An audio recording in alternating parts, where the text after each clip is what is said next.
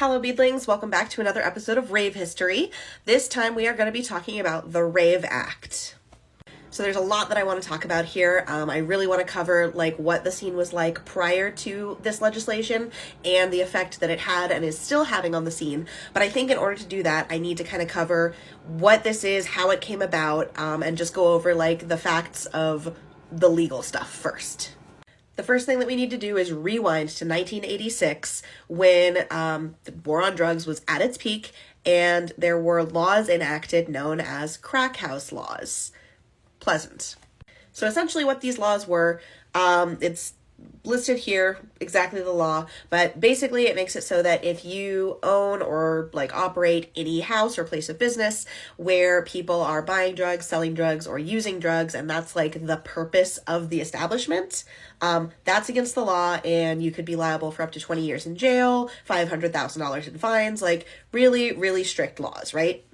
So in 1998, Gillian Kirkland died of an overdose. It was not determined what she overdosed on, but at this time in 98, ecstasy MDMA was the big moral panic drug of choice. We had moved on from everyone being freaked out about crack, and now everyone's freaked out about ecstasy.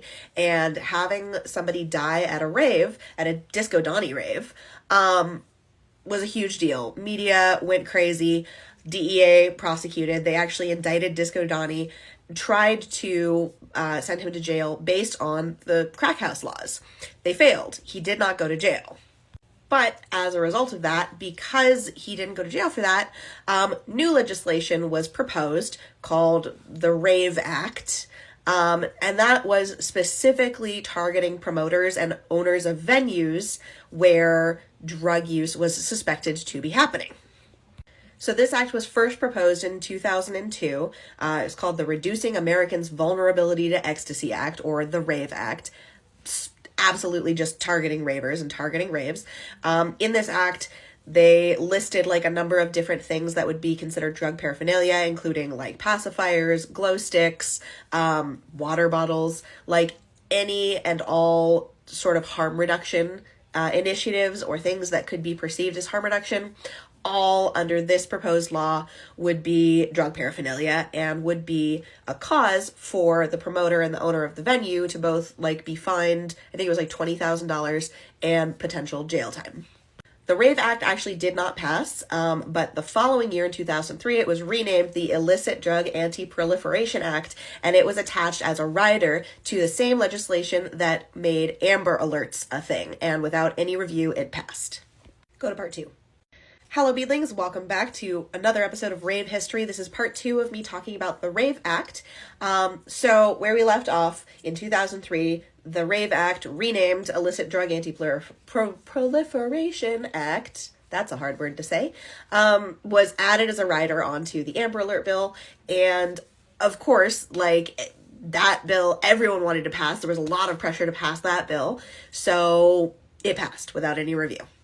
So what exactly did this law do? Well, it made it so that if you are throwing a party or an event of any kind, and it can be proven that people are using drugs at that event, you as the promoter or you as the owner of the venue are then liable for $250,000 fine. I said $20,000 before. I was wrong. I remembered the two. It's $250,000, as well as other civil penalties. So you could be looking at jail time. It's a big deal, right? So the problem with this is that it was not clearly defined in the Rave Act, or we call it the Rave Act. It's a lot easier to say than the actual name of the bill. There's no guidelines. There's no checklist. There's no specifics about what is drug paraphernalia, how do you prosecute somebody under this law?